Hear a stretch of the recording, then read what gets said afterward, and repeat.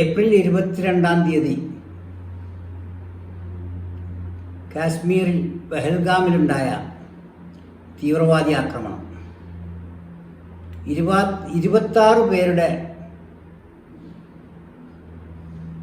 വിയോഗത്തിനും നിരവധി പേരുടെ പരിക്കിനും കാരണമായി. സാധാരണ കാശ്മീരിലോ മറ്റു പ്രദേശങ്ങളിലോ ഉണ്ടാവുന്ന ഭീകരാക്രമണത്തേക്കാൾ ഭീകരവാദികൾക്കെതിരായ കൂട്ടായ പ്രതിഷേധവും ഇന്ത്യൻ സമൂഹത്തിൻ്റെ എല്ലാം മറന്നുള്ള അതിനോടുള്ള എതിർപ്പും വിരോധവും അതിൻ്റെ പേരിലുണ്ടായി. തീർന്നില്ല. യഥാർത്ഥത്തിൽ കാശ്മീരികളുടെ തന്നെ എതിർപ്പ് ഇത്ര പ്രകടമായി ഇത്ര വ്യക്തമായി കണ്ടിട്ടുള്ള ഒരു ഘട്ടവും ഉണ്ടായിട്ടില്ല ഇതിനു മുമ്പ്. തീവ്രവാദി ആക്രമണങ്ങളോ നുഴഞ്ഞുകയറ്റക്കാരുടെ അതിക്രമങ്ങളോ കാശ്മീരിന് പുത്തരിയല്ല.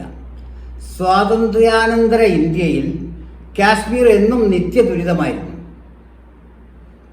ഈ നിലയിൽ ഇപ്പോഴത്തെ തീവ്രവാദി ആക്രമണത്തിൽ കാശ്മീരികളുടെ പങ്ക് എന്താണെന്ന് വ്യക്തമായി. കാരണം അവർ തീവ്രവാദത്തെ എത്രമാത്രം എതിർക്കുന്നു എന്നും അവർക്കിതിലുള്ള പ്രതിഷേധം 2 കാശ്മീരികൾ അതിൽ ഉൾപ്പെട്ടിട്ടുണ്ട് എന്ന് കേൾക്കുന്നുണ്ടെങ്കിലും അതിൻ്റെ അന്വേഷണങ്ങളും മറ്റു കാര്യങ്ങളും പുരോഗമിക്കുന്നതിനാൽ അതിനെക്കുറിച്ച് നമുക്ക് വിശദീകരിക്കാനാവില്ല. എങ്കിലും പൊതുവായി കാശ്മീരികളുടെ മനോഭാവം തീവ്രവാദത്തോടുള്ളത് വളരെ ശുഭകരമായ രീതിയിലാണുള്ളത്. കാരണം തീവ്രവാദ ആക്രമണത്തോടനുബന്ധിച്ച് ഓരോ കാശ്മീരിയും അതിനോട് ഉണ്ടായ പ്രതികരണവും അക്രമത്തിൽ ബാധിക്കപ്പെട്ട ടൂറിസ്റ്റുകളെ സഹായിക്കുന്നതിൽ അവർ കാണിച്ച വ്യഗ്രതയും ആത്മാർത്ഥതയും അതിനെതിരായി ആ സംസ്ഥാനത്തുയർന്ന പ്രതിഷേധങ്ങളും പ്രകടനങ്ങളും തീർച്ചയായും നല്ല ലക്ഷണമായിട്ടാണ് കാണുന്നത്. അത് ഇതേവരെയുള്ള ഇന്ത്യക്ക് അപരിചിതമായിരുന്നു എന്ന് കാണാം. ഇവിടെ കാശ്മീരിലെ ഏത് സംഭവം ഉണ്ടാവുമ്പോഴും ഇതിനു മുമ്പൊക്കെ അത് കാശ്മീരികളെ മാത്രം ബാധിക്കുന്നൊരു വിഷയമായിട്ടേ നമുക്ക് തോന്നിയിട്ടുണ്ടായിരുന്നുള്ളൂ ഇന്ത്യയുടെ റെസ്റ്റ് ഓഫ് ദ സ്റ്റേറ്റുകളെ സംബന്ധിച്ച്. കാരണം കാശ്മീർ ഒരു പ്രത്യേക സംസ്ഥാനമായതുകൊണ്ട് തന്നെയാണത്. കാരണം കാശ്മീരിൻ്റെ സ്പെഷ്യൽ സ്റ്റാറ്റസ് ആർട്ടിക്കിൾ 370 നിലനിന്നിരുന്ന കാലത്തോളവും കാശ്മീരിൻ്റെ വിഷയങ്ങൾ അതൊരു പ്രത്യേക വിഷയമായേ ഇന്ത്യക്കാർ കണ്ടിട്ടുണ്ടായിരുന്നുള്ളൂ.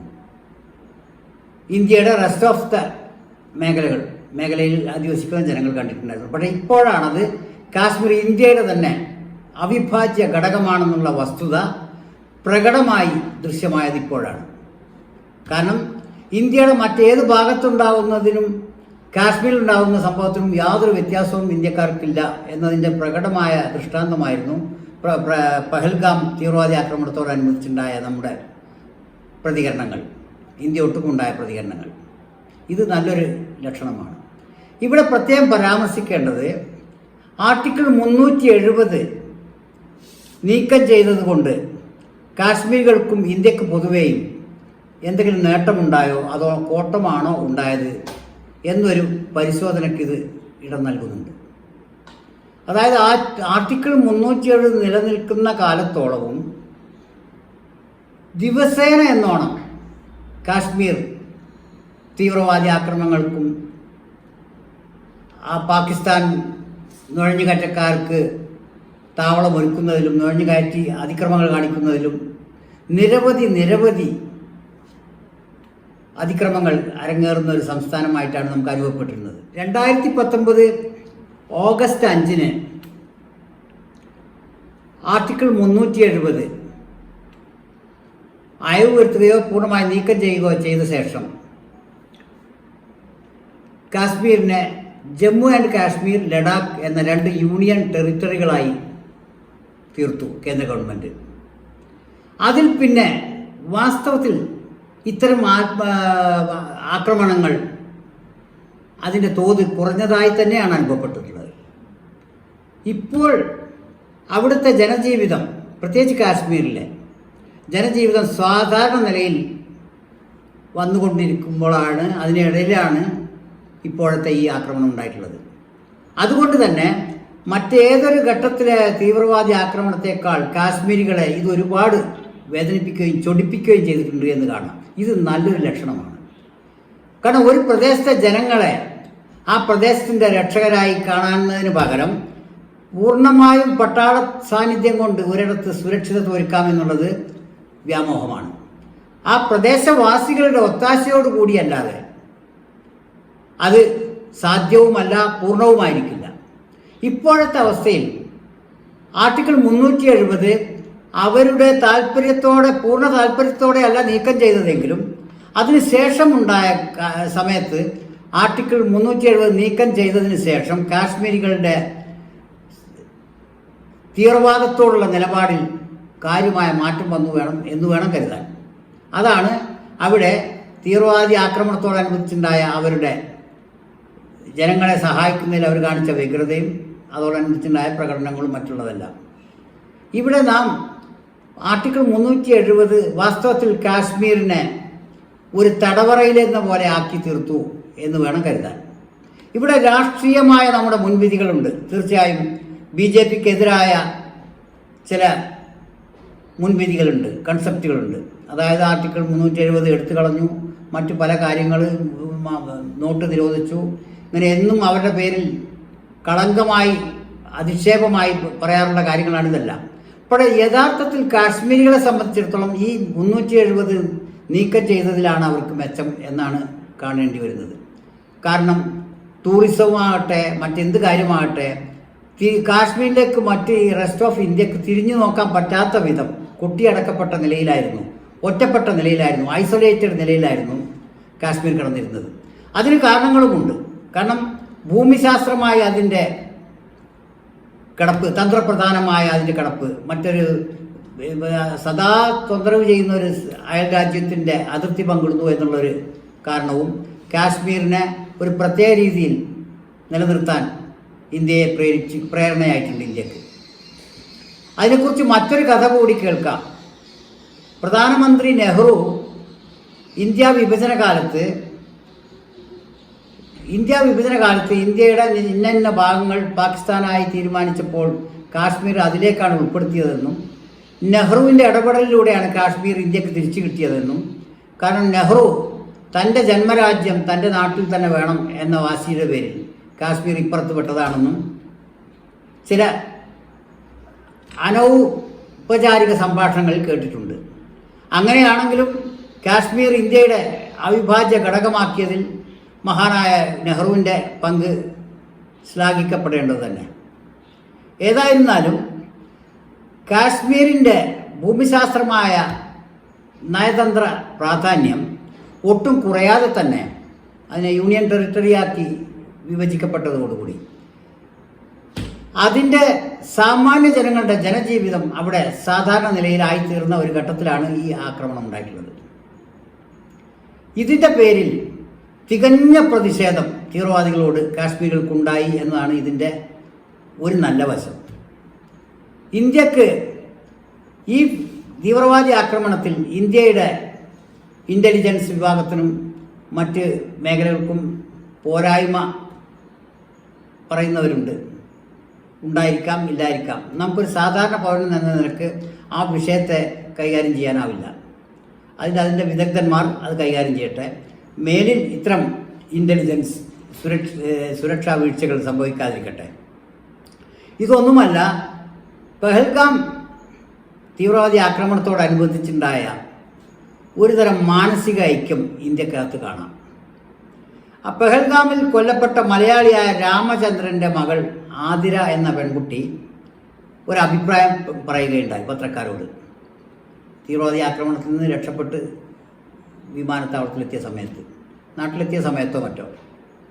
അതായത് ആ ആക്രമണത്തിൻ്റെ രണ്ട് പ്രധാന വശങ്ങളാണ് ആ കുട്ടി സൂചിപ്പിച്ചത്. ഒന്ന്, തീവ്രവാദികൾ ആദ്യം ആ കുട്ടിയുടെ അച്ഛനോട് കലിമ ചെല്ലാൻ ആവശ്യപ്പെട്ടു എന്നാണ് അവൾ പറഞ്ഞത്.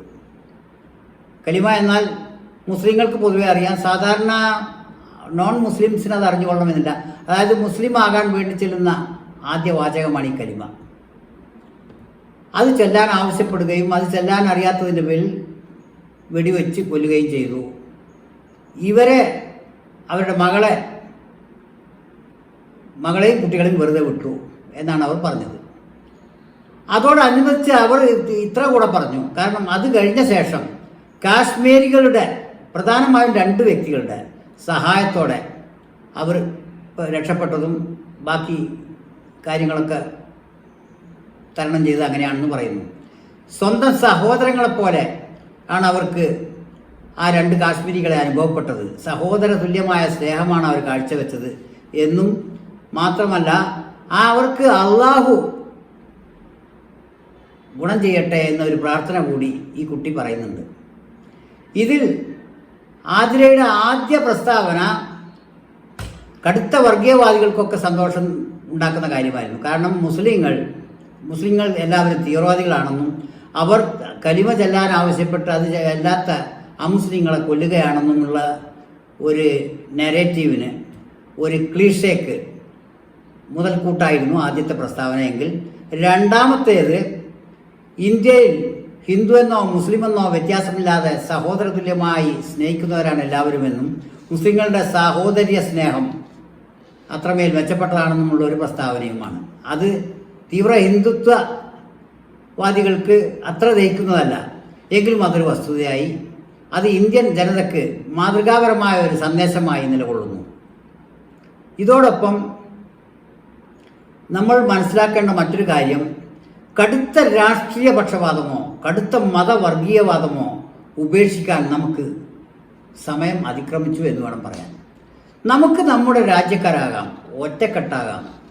എതിർകക്ഷികൾ ചെയ്യുന്നതെല്ലാം തിന്മ, നമ്മുടെ ആളുകൾ ചെയ്യുന്നതെല്ലാം നന്മ എന്ന നിലപാടിന് മാറ്റം വരുത്തേണ്ട സമയം അതിക്രമിച്ചിരിക്കുന്നു.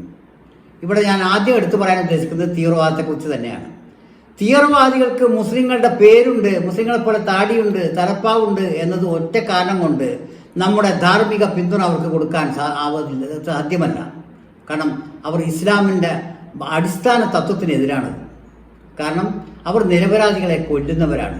രാഷ്ട്രീയ ലക്ഷ്യത്തിനു വേണ്ടി, ആരുടെയോ രാഷ്ട്രീയ ലക്ഷ്യത്തിനു വേണ്ടി അവർ കൊലക്കത്തി എടുത്ത് ജനങ്ങളുടെ നിരപരാധികളെ കൊല്ലാൻ നടക്കുന്നവരാണ്.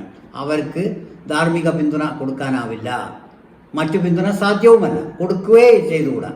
അതായത് മുസ്ലിം നാമധാരികളായ ആളുകൾ ചെയ്യുന്നതെല്ലാം ഇസ്ലാമിൻ്റെ പറ്റിലെഴുതാനുള്ള ഒരു വ്യഗ്രത മറ്റ് നോൺ മുസ്ലിങ്ങൾക്കിടയിൽ കാണാം.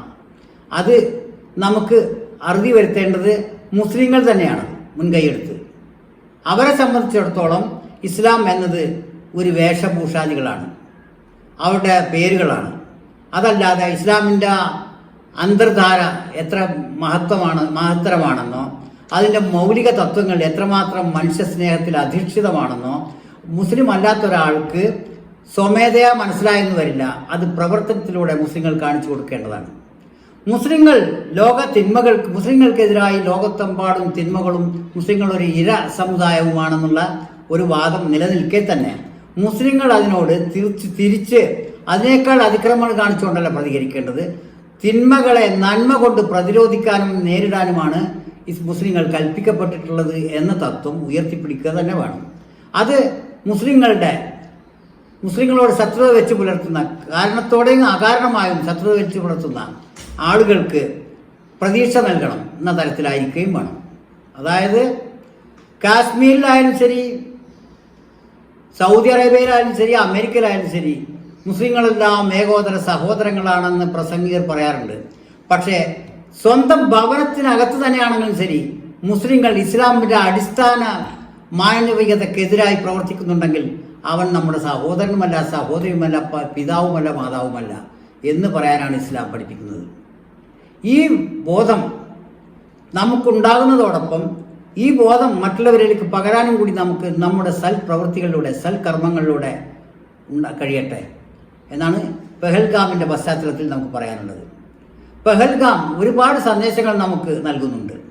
ഒന്ന്, അത് മതപരമായോ രാഷ്ട്രീയമായോ നമ്മുടെ വൈജാത്യങ്ങളെ, നമ്മുടെ വ്യത്യാസങ്ങളെ രാജ്യം ഒന്നടങ്കം നേരിടുന്ന പ്രശ്നങ്ങൾക്ക് മുമ്പിൽ മാറ്റിവെക്കേണ്ടതുണ്ട് എന്നാണ് ഒരു സന്ദേശം.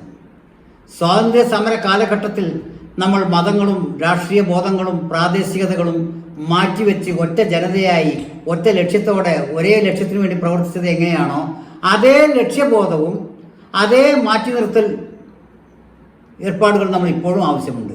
രാജ്യം അത് ആവശ്യപ്പെടുന്നുണ്ട്.